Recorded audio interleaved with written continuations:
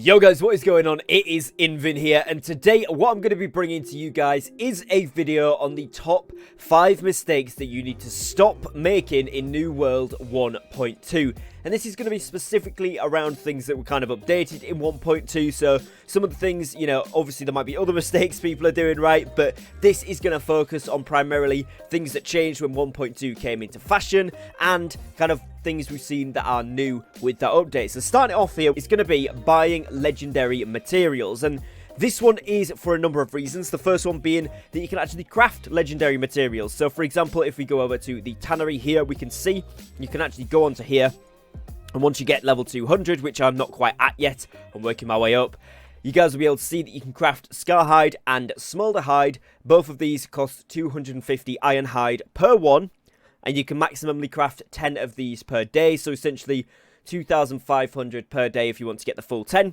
and obviously then 5,000 Iron Hide per day if you want to get the full 20 of, so both 10 lots of each. You will need 10 lots of each in order to craft your runic leather per day, so they cost 1 of each, and you can craft a maximum of 10 of those. So again, this is the same for each and every different refining station, but don't waste your money on buying those because you do get them very, very easily. Now, on the same whim as that, the new trade skill aptitude system gives you caches when you get up to a third of the way through. You guys will see by now, little markers I'll just show you for anyone that isn't sure. When you click into something like mining here, you'll see you've got a little marker just a third of the way down here, then another one here, and then another one once you get back up to the top. And each time you get one of these, they do have a chance, and it seems to be a pretty high chance to give you these legendary materials. So for example, I just got a mining one earlier, about 5 minutes before this video. You guys will see I got 5 cinnabar from that one, so that's a really, really good option as well. You don't even have to craft it then, so if you're just doing stuff, for example, going for those tier 5 mats to be able to then craft it, as you're going along you will get those drops from the mobs themselves or from the ore itself, for example with mining, and then with the trade skill aptitude containers, and then anything that you don't fully get then you can use to craft. Get up to enough to do your dailies at the very least, and probably have a massive surplus like I do at the moment, even just a few days into this update. The next one here is going to be walking past herbs. You guys will see there's a load of herbs just outside Everfall right here, which I'm collecting right now, and these are really, really good for a number of reasons. Of course, it progresses your harvesting just a slight bit towards your trade skill aptitude containers there, but on top of this, they are used, or hyssop, which is what you get from herbs. You can see I've got 3 for that last one, 4 for some others. You get quite a few per, so it's never just 1 for 1. And these are actually used when you are creating the brand new Alkahest. For any of you that are unsure, Alkahest is what you use over here. You can find it at the Arcane Repository. And these are used to create the potions equivalent. So for example, Powerful Alkahest is used in the creation of powerful potions. And as you guys can see, it costs 8 hyssop per one for the powerful, 6 for the strong, 4 for the common, and 2 for the weak, which means that the infused one is of course 10, and you need these hyssop plus a water per one that you create, and then they go into the potion. So if we go down here and have a look at, of course, this infused Alkahest here, you can see that is of course 10 hyssop, 1 water, and you also need Azoth water for that one. So again, Azoth water is on the same strain. If you're in those higher level zones and you see it, make sure you're picking it up, because basically you're gonna need it. So basically, if you're walking past herbs and you're not picking them up for this hyssop, you're missing out big time. You can either sell it because everyone wants to buy it in order to make these potions and needs to level up their Arcana, because basically Arcana is leveled up very, very quickly through doing these potions, and of course doing that in surplus is going to require a lot of hyssop. As you can see, just to do 10 here you'd need 100, so as you can see quite easily these add up. They're selling for about 0.45 on my server right now, which is actually quite good considering you get sort of between 3 and 6 per roll, so that can be a couple of gold per herb that you harvest, and they literally take a few seconds with max level tools and max level harvesting. So it's a very, very good way to make some easy money when you are out and about in Eternum. And of course, if you do want to use them yourself for leveling up, if you want to try and get your Arcana to 200 for the trade skill aptitude, or you just want to level it up a little bit, make yourself some potions, whatever the case may be there, then of course you can use it for yourself as well, and it saves you having to buy it. The next one is going to be missing out on easy daily gypsum. For example, the presents that you open. So the first 3 that you get per day will give you a diamond gypsum, and this is obviously only while the event is active, but you can go ahead and open these boxes, and on top of that they'll obviously give you a lockbox as well, so you can go ahead in there, and as a kind of like a little bonus here, the first 3 you get per day is 100 coins, so don't miss out on those. But of course, getting that diamond Diamond Gypsum is going to be super easy and very important to do every single day in order to get your expertise up, should you not have it at max. And even if you do have it max, at least you get a 590 to 600 roll where you could potentially get something good from it as well. So it's certainly worth doing. And if you're anything like me, the pesky jewelry is taking its time. Now, other easy ones that you can do per day is going to be Outpost Rush to get your Ruby Gypsum, especially if your server's merged right now. This should be very quick to be able to get into games. You should be waiting no more than 5 to 10 minutes. At least on my server right now, we just merged a few days before Christmas, and it's taking very little time to actually get into any Outpost Rush games, which is absolutely amazing. So that's been a really good thing since this update. And on top of that, you can also get your Amethyst ones from clearing the corruption portals. It does need to be the level 66 ones. So of course, you've got Reekwater, where a lot of them spawn. That's my personal favourite area to do it. You also have Ebonscale Reach now. This area has been buffed, and again, this is a close second, as you do have a lot in high concentration. But I also really like Shattered Mountains, because you do get a load that spawn up in this top left area up here. And you also get a load that spawn all the way up here. You can see somebody's cleared the top very most ones, but they do spawn all the way up here like this, and then all the way up the top as well.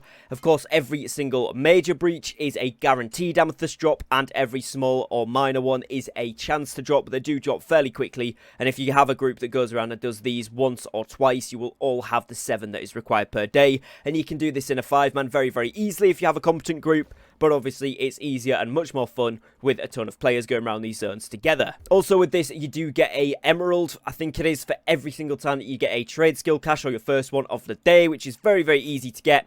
And these ones, you know, you should be getting every single day. It's just you'll only need to do a third, or sometimes if you don't get out your first one, a second third of a level, or a different third of a different level, whatever. And you only need to get it up to one of the boxes in order to get the cash, and it drops alongside the cash for the first one you get, or the second one, or whatever.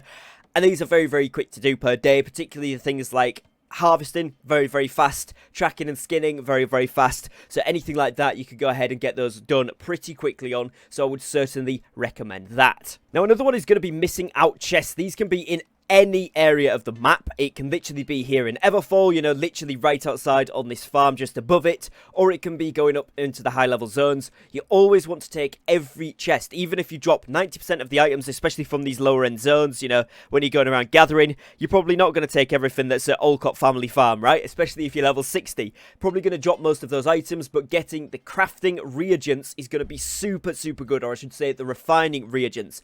Everybody wants them right now. They're selling for a very good price on almost every server. Either you can sell them for a good profit, or you are going to need to use them yourself, especially if you're going for your trade skill aptitudes. You've got a lot per day that you can do, so you've got 5 different refining skills per day, especially if you're at 200. And if you're not at 200, you want to get them up as quick as you can as well. So either way, you're going to want to use them, or if you really don't want to use them for whatever reason, of course, you can sell them. And even the tier 3 ones on my server, just the regular, like tannin that I've got here, is selling for round about 1 gold 20 right now. So if I get 10 of those out of one container, like I did just on my run back to Everfall here, that's 12 gold just by pressing my interact button on one container on a run back, so it's certainly worth doing. And the final one here then, of course, is going to be not leveling up your trade skills. I've kind of got my camera blocking the furnishing and a little bit of the fishy. You can see the level 11 there. It's a little bit embarrassing. The 118 on furnishing isn't bad. Let's just not speak about the fishing, but this is what you're going to want to be doing, making sure you're getting as many of these, particularly the ones that you do daily, to level 200. All your gatherings should be up there, so obviously I've got my harvesting, my tracking and skinning, and then of course my mining at 200. I'm working on my logging, I'm getting it up there. I didn't do the wolves in time, so kind of a little bit behind. But I am working on it, I'm getting it up, it's slowly going up a few levels per day, so we'll get that eventually there. And these are because, obviously, you want to get your trade skill aptitude, like I mentioned before, particularly it gives you legendary drop materials relating to the thing that you're crafting. So with obviously mining, you get things like cinnabar and tolvium. You're tracking and skinning, you're going to get the scar hide and smolder hide, etc. So that is really good. It also gives you a lot of vials of Azoth, so that you can, you know, reuse your Azoth whenever you need. I think I've got like 30 or something on me at the moment. Let's have a quick look. We've got 40 bottles of vial of suspended Azoth, so they're really good. Also, it gives you a lot of craft mods, which can be brilliant, and of course has the chance to drop those schematics and recipes and that sort of thing, which is really nice. Now, on top of this as well, it's going to be really important to level these crafting ones up for when the patch comes into force at the end of January sort of time, where anything that you haven't got a crafted item or you haven't earned the watermark for will be downgraded, because crafting items obviously are not affected by that. So if you've bought something that's been crafted, that obviously will prevent it from being downgraded. upgraded. But if you can make your own stuff, that is really, really good. And if you look up here, I've only got weaponsmithing to 200 right now. I've been slacking on it a little bit. I need to get some of these skills up, particularly dual crafting, 57. Not good at all, but we'll work on those. You do want to get some of these up, as you guys will be able to see. I've got some special weapons like the Dark Sky here, which of course is a legendary great axe. Really, really good weapon. Fantastic perks on it. Can only be crafted by people with level 200 weaponsmithing because it's bind on pickup. The same here then with the Voidbringer's Rapier. And this one again is a fantastic one. Really good perks on it. Really good stats on it. 600 plus 30 dex. Then you've got things like Yulkathir here, which again my camera's blocking a little bit, but it's plus 30 strength. Really good against Sundering Shockwave. Brilliant, brilliant hammer. And again, these can only be made. And it's the same with armoring, same with engineering, etc. So if you can get these ones up for yourself, it's going to be very, very beneficial. And like I mentioned before, obviously you get your trade skill aptitude containers from them as well, so it's always worth getting them to that max level now that you can continue to progress these past that point. So hopefully you guys have enjoyed today's video, found it useful, and hopefully you can stop making some of these mistakes in New World 1.2. Hopefully maybe it's just served as a reminder for some people. If you have got any tips that I haven't mentioned in today's video, then please do be sure to leave them in the comments down below, as I would much appreciate you helping out the community here. We're all one big community, so it would be amazing to see some other people's tips and tricks if you think I've missed anything. Other than that, guys, if you have enjoyed today's video, please do drop me a like on the video, as it really, really does help support me and my content here on YouTube. If you're new to the channel, you want to see more New World content, then please do make sure that you are dropping a subscribe down below with the notification bell on so that you don't miss out on any future content. I do upload every single day, so I would love to have you guys here as part of the channel community. Other than that, guys, we are trying to reach 12,500 subs by the end of the year, so if you could help support me do that, that would be absolutely amazing. As always, thank you very much for watching, thank you for your time, and I will catch you tomorrow with another upload. Take care, guys, and peace.